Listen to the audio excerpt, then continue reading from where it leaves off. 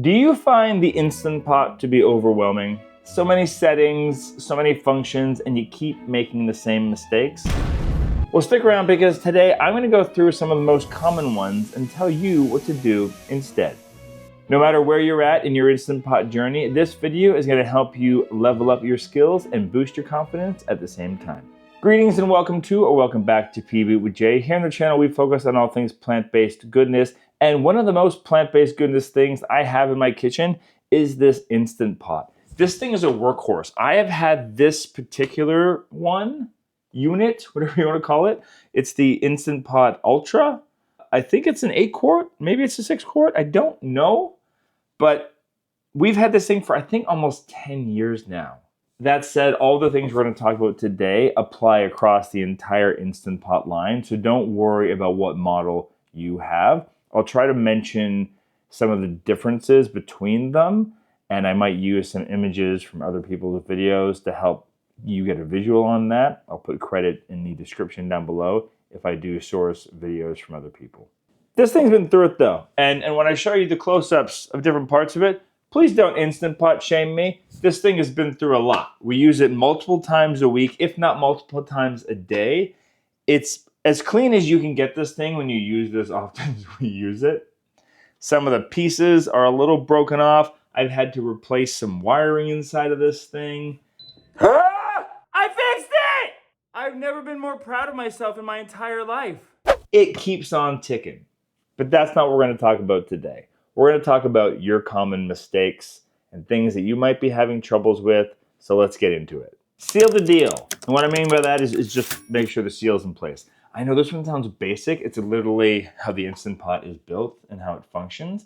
But even though I've been using this thing for near a decade, I have had a couple meals ruined or grains not cooked because the darn thing just wasn't either in it, because I take it out to clean it sometimes, or it wasn't on properly. It was just a little bit off. And if this thing doesn't seal, it doesn't cook. The other thing you want to make sure is that if you have the kind of model that you can set it to seal or vent, mine does it automatically on this particular model, but our model that we have at our place in the country, our farm, you have to do it manually. So you want to make sure that is in the right position based on what you are doing. Like I said, I've had a lot of times where I thought I was cooking grain and I had crunchy rice. The other little tip when it comes to the rings is these things are pretty inexpensive. And if you're looking at the color of this, you're like, oh, I didn't know they came in brown. I don't think they do. This one has just stained this color over time, and it's got like a taco soup kind of smell. So I don't use this for every single thing. You can buy more of them pretty inexpensively. So I'll use this one for like oatmeal or plain rice. And this one if I'm making beans or something, you know. I will put a link in the description down below to where you can buy more rings and other Instant Pot products if you want to upgrade or add additional. You can get extra baskets, extra lids, depending on how often you use these things. So I'll put a link in the description down below. If you get it from there, it helps us out a little bit, and that's a nice thing to do. The next thing to keep in mind is that you're using the right amount of liquid for what you're cooking in the Instant Pot. To be clear, your Instant Pot needs liquid to do what it does, to steam and pressure cook the foods. But a lot of vegetables in particular have their own water inside of them that they release. So it's really, really common for people to put in too much water when it comes to things like soups and stews and curries and whatnot. And you end up with kind of like a watered down flavor. So if you add a little extra water just to be safe, you might end up with a pretty bland result. Any recipe that is written specifically for the Instant Pot should give you accurate results for how much liquid to use. But if you're converting one of your old go-to recipes for the Instant Pot, I would say the general mathematical equation I would use is to reduce your liquid by about 20%.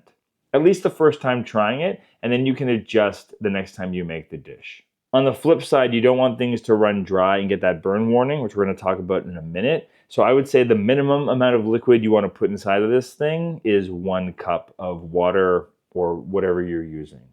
If you're looking to cook grains or beans and you want timings and liquid amounts, we actually have a guide inside of our cookbook that you can get the digital version on the QR code here. You can get a hard copy by emailing me on the screen. Not on the screen, but at the email address on the screen. We've also got a lot of recipes in here that we have instructions for how to make the recipes in the Instant Pot and on the stovetop. So this might be a good little intro to the Instant Pot if you're looking for something like that as well. And, you know, getting it supports us as well. Next, let's talk about the burn warning. If your liquid is too thick, or if you have food stuck to the bottom, you are potentially going to get a burn warning, which is just going to cause your Instant Pot to stop cooking everything altogether. This has happened to me when I've tried to make things with pumpkin in the Instant Pot because it's a thicker liquid. It can happen when I'm using like red lentils and they sink to the bottom, which is why when I mentioned my taco soup recipe, which you might have seen here on the channel, I always say just put red lentils on the top and pat them down so they get a little damp, but don't stir them in. Red little buggers fall to the bottom and mess up my meal. So how to prevent that is if you are sauteing your vegetables like onions and garlic or anything like that before adding everything else into the pot before cooking, deglaze the liquid first. All you need to do is put a little bit of water in there and just take that little plasticky thing that comes with the Instant Pot or your own spatula and just give it a good little scrub. Because if something is already stuck to the bottom, the chance of you getting a burn warning has just increased exponentially. And like I mentioned with the lentils, if you're making a soup or a stew, put your liquid layers at the bottom and then stack everything else on top. Things are going to mix around and that is what you want, but by avoiding putting things like directly on the bottom, you have your best chance to reduce getting that burn warning. And while you don't want to burn anything while you're using this device, let me tell you about our sponsor of this video's device, Hume Body Pod, where you definitely want to use that to potentially help you burn some calories or fat, whatever you want to burn. This smart scale is a body composition analyzer that goes way beyond simple things like weight. It measures over 45 different health metrics, everything from muscle mass, visceral fat, and even your metabolic rate. It's like getting a wellness scan or having a DEXA scan inside your home that you can use anytime at a fraction of the price. It syncs up with the Hume app to give you your own personal insights, and it even breaks down your muscle and your fat composition literally by each arm and each leg, which is kind of crazy to look at. As someone who went on a huge weight loss journey and I have excess weird skin pockets in different places, a traditional scale does not give me the kind of results that are actually accurate to what my body is. This is the only scale I've ever used that does that and lets me know that I'm on the right track. And they want to give it to our community for a nice little discount. So if you use the code down below, you get at least 20% off, but often they have another code going on their own website that you can bundle them together and get one of these devices for sometimes up to 50% off depending on the time of year. So whether you're deep in your own fitness routine or you just want to get a better look at what's under the hood, the Hume Body Pod is going to do that for you. Hit the link in the description down below to see what kind of deals they have for you. And thank you to Hume for supporting this video and this channel. All right, back to the tips. Don't overfill. This is both for safety and for function. You're gonna notice that inside the pot, they've got a marker for halfway and a marker for 2/3 full, which also says it's the max. When you're cooking things like grains or beans, I would really keep it to the halfway mark or lower because those are the kind of things that are going to expand and it's just going to take up more space than you're expecting when you first put it into the Instant Pot. Overfilling can lead to undercooked food and starchy liquid thingies coming out of the valve, which is gross and potentially dangerous. The next one is something that I think a lot of people struggle with is the natural versus quick release. And depending on your Instant Pot model, it's gonna look a little bit different. Ours is even a little bit broken off here, the little release valve. It still works just fine. It just doesn't have the fancy little top that you're supposed to have. So I'll show you from another video what that looks like. Any Instant Pot recipe should let you know if you need to do a quick release or a natural release. A natural release is literally what it sounds like. You just leave this thing to sit and eventually the little metal tab here will pop down on its own and then you know you're good to go. This thing will not open until this little metal thing is down in its place that it's currently in right now. Let's call it a bobber, the little metal thing. A quick release is for recipes where you don't want it to overcook, where that might kind of impact the final result of the dish, and you want to start releasing that steam as soon as it's finished cooking. Personally, even if a recipe calls for it, I never do a quick release on anything that is starchy, like grains, beans, soups. I just find that is a recipe for having this thing spitting and spraying all over the counter, which can be dangerous. If it does start to spit and sputter, you can stop that process by just clicking on the little valve then, and the steam will stop coming out. Don't worry about that. Another hack I know that people use is that they put like a dishcloth over top of the Instant Pot when they're doing a quick release.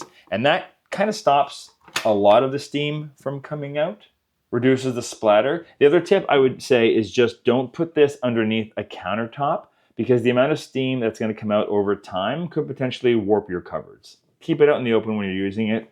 Tuck it under the cupboards when you're not. And the final misconception that I see all the time is people getting the timing wrong. A lot of people see a recipe that says, oh, this only takes 5 minutes. And then they're really disappointed when it takes up to 20 to a half an hour, depending on the recipe and how much liquid is inside of it. I would say depending on how much liquid is inside of your Instant Pot, it can take anywhere from 5 to 15 minutes just to come up to pressure and start the cooking process. And then depending if it's doing a quick release or a natural release, it could take anywhere from another 5 to 15 minutes to come down in temperature so that it can naturally release. So these quick 5-minute Instant Pot recipes are really closer to 10 minutes or more depending on what you're making.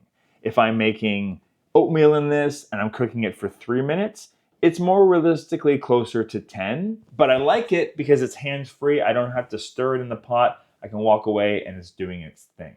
If I'm making a soup that only takes, 5-8 minutes to cook, it's actually probably closer to 30 or 40 because the amount of liquid in there, it just takes that much more time to come up to pressure and to naturally release afterwards. So you can think of it like a crock pot or a slow cooker. It's gonna cook faster than that, but it's the kind of thing that for me, I'll put that in there and then I will go and walk the dog, or I'll go back and do some more work, or read a book, or whatever. It's just the kind of thing that if you're looking for a last minute meal, the Instant Pot might not be the perfect tool for you.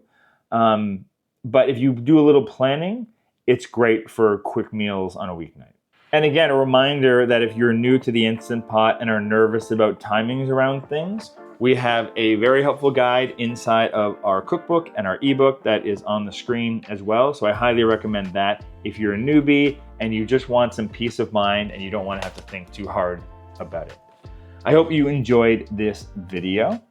I've got a lot of other ideas for other Instant Pot content I can do in the future, particularly one that I'm working on that is all about Instant Pot hacks. So if you want to see that video, let me know in the comments down below, or any other content you'd like me to do about the Instant Pot. If you enjoyed this video, hit the like button to let YouTube know to share this with other people. Obviously, subscribe for more videos like this. And if you're sticking around, YouTube has this video all queued up for you to watch next for your enjoyment. Thanks.